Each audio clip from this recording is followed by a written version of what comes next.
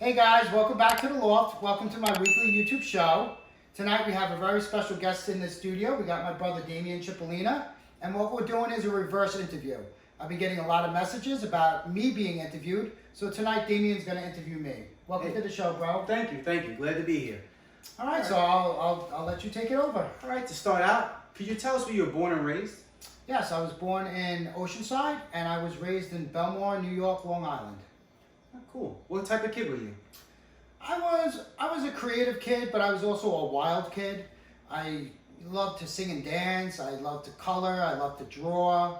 And yeah, I was kind of like a creative kid. I loved Prince. I loved Michael Jackson. Loved Madonna. You know. 80s, right? Yeah, 80s kid. Yeah. So you're an actor, stand-up comic, children's book author, and a producer, director, and a playwright. How did this all come about? So basically, I started out as excuse me. I started out as an actor. I went to school for acting at HB Studios, and I was cast in my first production of The Shadow of a Gunman. And at that time, when we were in rehearsal, I decided to go to school for comedy, for stand-up comedy. Oh, wow. So I went to the American Comedy Institute, and I did a 3-week workshop where he basically shows you the fundamentals of writing stand-up comedy, and then they basically just throw you on stage in a comedy club. So I went and I performed at Gotham Comedy Club the first time, and it went really well. So I started doing acting and stand-up comedy kind of around the same time.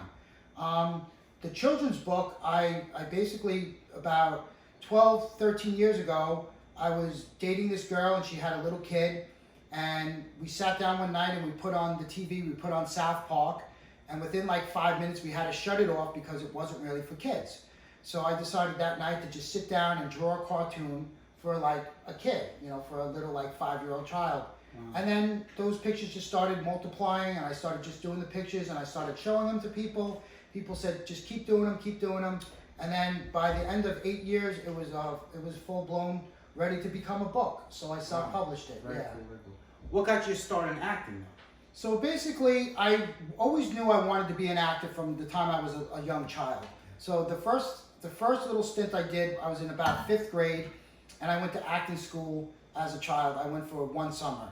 And then when I was in high school, I still was thinking about it. I applied to a drama school and stuff like that. I didn't get in, and I kind of put it on the back burner. And then in the year 2010, I decided I'm gonna follow my dreams and go back to acting school. And when I was in the acting school, that's when I met the producer director Sean, and he cast me in my first play. And that was at HB? That was at HB Studios, yeah, and that was an off Broadway play. Yeah. Okay. How about you starting comedy? Where did that get started? So basically, right around the same time as cast in my first play, I did a 3-week workshop at American Comedy Institute.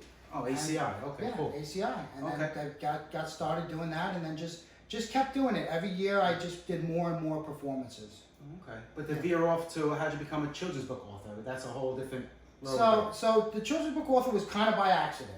So I kind of just, by accident just started drawing. I always was able to draw. I was always able to color, and I finally had all these pictures, and they were all colored in, and they kind of had a theme to them and stuff like that they could actually be a book.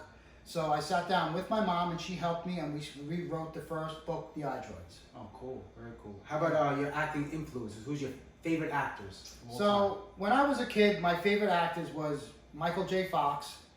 He was on Family Ties. He had so many layers to his acting that even though he was playing a shallow character that was all about money, he had so many layers to what he was doing. So he was a major influence on me. Also, Jack Nicholson was doing unbelievable stuff in the 80s and 90s. Jack Nicholson did the first Batman as a Joker. He did Wolf. He did A Few Good Men. So he was a major influence on me. How about comedy influence? Who's your favorite comedians? So some of my favorite comedians was in the 80s was Bill Cosby, even though he let us all down with his recent activity. But it was also Eddie Murphy. Eddie Murphy was big. Eddie Murphy was a big influence on me, especially in the 80s as a child. And then in the 90s, it was Jerry Seinfeld. He had the show Seinfeld. It finally showed like an inside look into a comedian's life.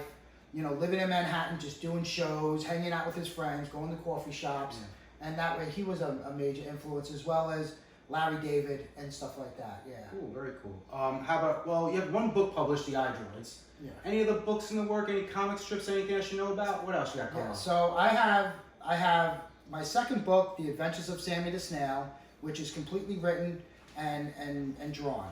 And it's basically, I'm trying to get a traditional publishing deal on that. And then I have my third book, which is The Adventures of Charlie the Crumb, which is, again, that's still in the works. And then I have two comic strips. I have one comic strip, which is kind of satire on pop culture, which is called Bite Me. Oh. And it's a dog, a cat, two mice, and two fish.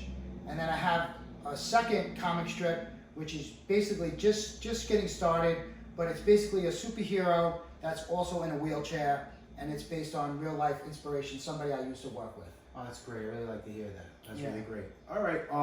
Well, you're just recently reading a play with me. Can you tell everybody what's about, what's the name of it, what's kind of the context, and how that came about? Okay, so the play is basically called Stand Up for Love, and it's about two young comedians, a guy and a girl, trying to start out and make it in the Manhattan comedy scene. And basically it twists into a drama, it twists into a love story, and in the play there's actually parts where we do stand-up comedy, and they do actual sets and everything like that. We have, an announcer of the club, who is the club owner, Frank, who does sets and then introduces the comics. And then there's a lot of drama with the main character's past, that he just lives with his grandma, and his mother's passed away, and his father's not in the picture, but he kind of, surfaces at some point. And then it's also a love story between the two main characters where they're kind of intersecting with each other, and they actually end up falling in love. I think it's great. Yeah. I think it's really great. Yeah, I think the stuff that you did with me on the play was really amazing too. Thank you. Yeah. Appreciate that. Well, you're more than a triple threat, that's for sure. But what got you into producing and directing? That's a whole other thing. Okay, so basically I started producing and directing because there was nothing really around at the time. I basically did it out of necessity to just kind of work and get some of my friends jobs and people I know jobs. Because I had auditioned like 5 times for a theater group out in the Bronx. They never cast me, they never put me in anything. Finally, I was walking down the street with one of my friends one day, and we were just talking about, we need a project. He said, why don't you just produce something? So that's how it really came about, and I just said, okay, why not? And then it's really not a lot of money to really produce an off-Broadway play. You just need to get theater space, and you need a rehearsal space. So I basically rented some rehearsal space. We did it once a week and we rehearsed. Yeah. And then at the end of the stint of all the rehearsals, we just rent the theater, and you have your friends and family and people come in, and then you put up the production. Well, it's not a lot of money, but it's a ton of work. It's a ton of work, and the thing about producing and directing is it's much like, as an actor and a comedian, you're more on the creative side of things. Where a producer and a director, you're more on the technical side of things. Okay. So you have to switch gears, and you have to be very organized and things like that. Oh, cool, very cool. Yeah. What's some of your new projects? So this show is one of my new projects, The Loft. This is one of my new projects. I've also been working on a lot of new stand-up comedy, which I've done, showcased some of it in just a virtual show. And then we also have the play Stand Up for Love, which is going to be an off-Broadway play to start off with. And that I'm going to start casting over the summer, getting everything together, and hopefully be ready for production in September to go, full blown with Stand Up for Love. That'd be perfect. All right. If you can go back to your younger self and tell him anything, what would it be? Well, if I could go back to my younger self, I would tell myself to be patient and to just hang in there and try to get my act together a little bit quicker than I did. In my early 20s. I abused drugs and alcohol. I cleaned up at the age of 25. I started a new life. Those were years that I could have been starting out in acting and comedy and stuff, but I was just trying to get myself together. So one of the things I would go back to my younger self, like a teenager, and just say, like I had a guest recently say, just get your act together, get your act together. Yeah. I would do that to myself and say, hey, listen, it would be worth it if you get it together quicker, and get yourself into the arts faster, Well, what advice would you give a young person today starting out, whether it be comedy or acting or writing, directing, producing, just stepping into that world of entertainment? What advice would you give them? The advice I would give a young person today is just never give up and always believe in yourself. Always believe in yourself. If you do those two things, things will just start happening for you. Things will work out. Things will happen. It's all about showing up, being present, being there in the moment with the people that you're with, not dreaming off that you should be somewhere else, you should be bigger or anything else. Just be in the moment, show up every day, be on time, and always believe in yourself. Always, always believe in yourself. And that will transfer through and people will recognize that in you. Yeah, for real. I like that. All right. If you could sit down with anyone from the entertainment industry, who would it be? If I could sit down with anybody from the entertainment industry, it would probably be Eddie Murphy. Eddie Murphy is, not only is he a comedian, he's an actor, he's produced, he's written, he wrote Coming to America, he's produced movies, he's written movies, he's done every facet of entertainment, and he does it and he makes it look easy. And I'd be very interested to sit down with Eddie Murphy and pick his brain and interview him and something like that. I agree. I thought you were going to say Larry David, but I'll take Eddie Murphy for second. Yeah. That's cool. That's cool. Very cool. That's all I got for you. All right, well, guys, thank you for tuning in. Thank you for watching the reverse interview.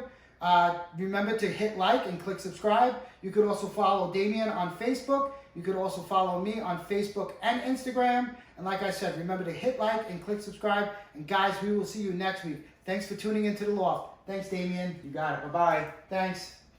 Bye.